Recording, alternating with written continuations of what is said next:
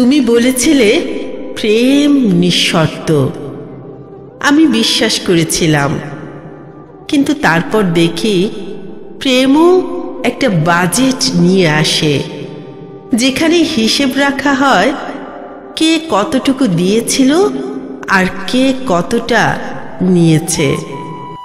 তুমি বলেছিলে ভালোবাসা শুদ্ধ, তবুও কেন তার পাশে যোগ্যতা বসে থাকে উকিলের মতো?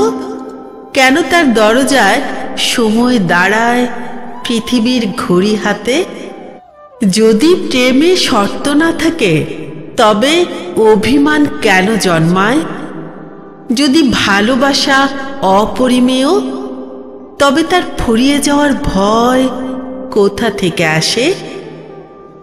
আমি তখন বলি, ঈশ্বরও প্রেম করেন, তবু আমাদের শাস্তি দেন, কারণ প্রেম সবকিছু সহ্য করলেও সবকিছু গ্রহণ করে না, সবকিছু গ্রহণ করে না।